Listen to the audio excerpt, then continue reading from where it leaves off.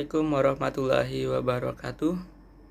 Salam sejahtera bagi kita semua. Perkenalkan, nama saya Abdul Karim dengan NIM 2010105000545 dari kelompok 1. Pada kesempatan kali ini, izinkan saya memaparkan tentang sumber daya manusia dalam manajemen operasi.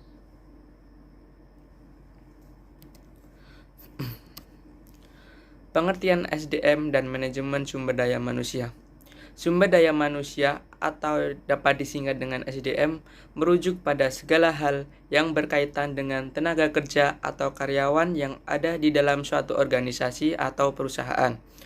Menurut Flippo, manajemen sumber daya manusia adalah perencanaan, pengorganisasian, pengarahan dan pengawasan kegiatan, pengadaan, pengembangan, pemberian kompensasi, pengintegrasian, pemeliharaan, dan pelepasan sumber daya manusia agar tercapai berbagai tujuan individu, organisasi, dan masyarakat.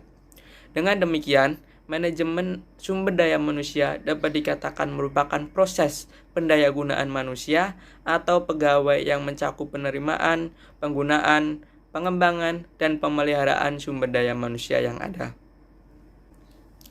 Pengertian manajemen SDM strategis. Manajemen sumber daya manusia strategis adalah suatu pendekatan dalam pengelolaan sumber daya manusia yang menempatkan SDM sebagai faktor strategis yang penting dalam mencapai tujuan organisasi. Peran strategis sumber daya manusia dalam organisasi bisnis dapat dielaborasi dari segi teori sumber daya, yaitu sebagai fungsi perusahaan, yaitu mengerahkan seluruh sumber daya atau kemampuan internal untuk menghadapi kepentingan pasar sebagai faktor eksternal utama.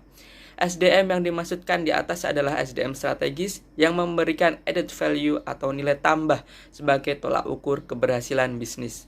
Antara lain, yang pertama, kemampuan sumber daya manusia ini merupakan competitive advantage dari perusahaan. Yang kedua, adanya sumber daya manusia expertise. Dan yang ketiga, kecenderungan global. Menurut Dessler, strategic human resource management is the linking of human resource management with strategic role and objective in order to improve business performance and develop organizational cultures and foster innovation and flexibility. Yang dapat diartikan sebagai berikut. Manajemen sumber daya manusia strategis yaitu manajemen yang menghubungkan sumber daya manusia dengan peran strategis dan tujuan dalam rangka meningkatkan kinerja bisnis dan mengembangkan budaya organisasi yang mendorong inovasi dan fleksibilitas. Kemudian tantangan bagi para manajer dalam keberhasilan perusahaan. Tenaga kerja yang kini cenderung tidak dapat diatur seperti tenaga kerja generasi yang lalu. Titik berat pekerjaan kini bergerak sangat cepat dari tenaga manual dan clerical ke knowledge worker. Kemudian, angkatan kerja dituntut memiliki pengetahuan baru yang sesuai dengan dinamika perubahan yang tengah berlangsung. Kemudian, tenaga kerja di sektor jasa di negara maju dari tahun ke tahun semakin meningkat dan tenaga paruh waktu juga semakin meningkat. Kemudian, pola yang berubah ini menuntut pengetahuan baru dan cara penanganan manajemen yang baru. Dan human capital kini menjadi sangat penting dibandingkan dengan waktu-waktu lampau. Kemudian di sini terdapat teori sumber daya manusia. Sekitar pertengahan abad ke-19, berkembang anggapan bahwa manusia kerja atau pekerja dianggap sebagai barang dagangan. Pekerja diperlakukan sebagai salah satu faktor produksi yang dapat diperjualbelikan untuk dijadikan alat produksi. Terdapat pula anggapan-anggapan lain seperti yang pertama, pekerja dianggap sebagai sumber daya manusia karena sering terjadi pemborosan dalam pemanfaatan sumber daya manusia atau pekerja yang mana dapat berpengaruh terhadap pencapaian tujuan dari organisasi dan penghasilan kerja. Yang kedua yaitu pekerja dianggap sebagai mesin, di mana penggunaan pekerja diusahakan sama seperti mesin dengan mengutamakan produktivitasnya tanpa memandang segi-segi kemanusiaan seperti pikiran, perasaan, dan tata nilai manusia lainnya.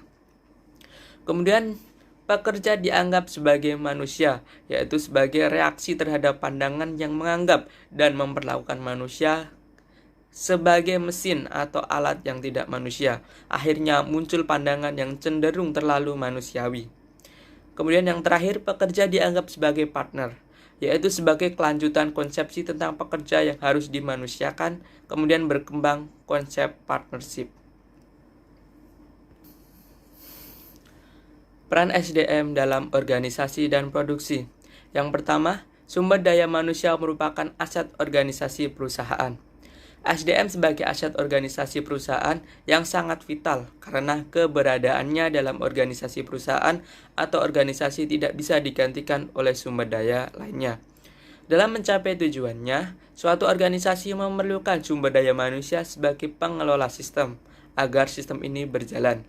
Dalam pengelolaannya harus memperhatikan beberapa aspek penting seperti pelatihan, pengembangan, motivasi, dan aspek-aspek lainnya. Hal ini akan menjadikan manajemen sumber daya manusia sebagai salah satu indikator penting pencapaian tujuan organisasi efektif dan efisien. Kemudian yang kedua, eksistensi sumber daya manusia dalam kondisi lingkungan. Eksistensi sumber daya manusia dalam kondisi lingkungan yang terus berubah tidak dapat dipungkiri. Oleh karena itu, dituntut kemampuan beradaptasi yang tinggi agar mereka tidak tergilas oleh perubahan itu. Menurut Juju, sumber daya manusia dalam organisasi harus senantiasa berorientasi terhadap visi, misi, tujuan, dan sasaran organisasi ketika berada di dalamnya. Untuk mencapai visi, misi, dan tujuan, manusia harus mempunyai nilai kompetensi. Lanjut ke karakteristik kompetensi.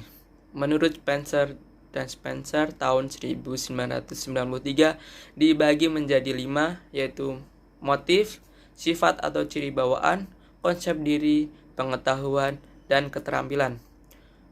Motif merupakan hal-hal yang secara konsisten dipikirkan atau keinginan yang menyebabkan melakukan tindakan.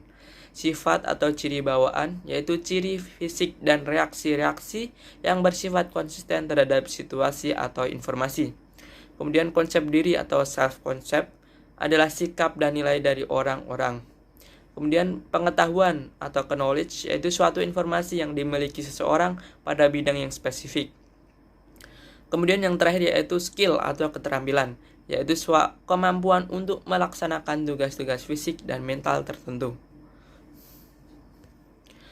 Karakteristik kompetensi yang sudah disebutkan di atas tentunya harus disesuaikan agar peran sumber daya manusia dapat sesuai dengan visi, misi, tujuan, dan harapan organisasi sehingga dapat melakukan penyesuaian terhadap perkembangan organisasi yang semakin kompetitif. Banyak cara yang dapat dilakukan untuk mengantisipasi dan merespon perubahan tersebut seperti 4 strategi yang dikemukakan oleh Juju.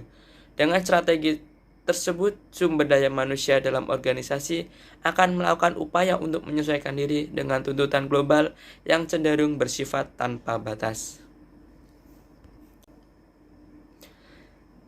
Strategi untuk melakukan perubahan menurut Juju 2008, terdapat 4 strategi. Yang pertama, pengendalian diri secara lebih baik dengan disertai kearifan.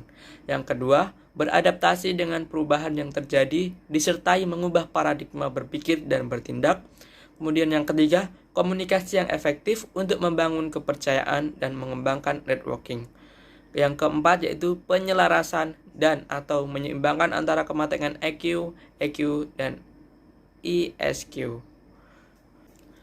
Dari pemaparan yang sudah saya sampaikan, maka dapat ditarik kesimpulan yaitu manajemen sumber daya manusia adalah perencanaan, pengorganisasian, pengarahan, dan pengawasan kegiatan, pengadaan, pengembangan, pemberian kompensasi, pengintegrasian, pemeliharaan, dan pelepasan sumber daya manusia agar tercapai tujuan individu, organisasi, dan masyarakat. Kemudian yang kedua yaitu peran SDM dalam organisasi dan produksi yaitu 1. Sumber daya manusia merupakan aset organisasi perusahaan. Dan yang kedua, eksistensi sumber daya manusia dalam kondisi lingkungan. Karakteristik kompetensi terdapat 5 macam. Yang pertama motif, yang kemudian sifat atau ciri bawaan atau trait, yang ketiga konsep diri atau self concept, kemudian pengetahuan atau knowledge, dan skill.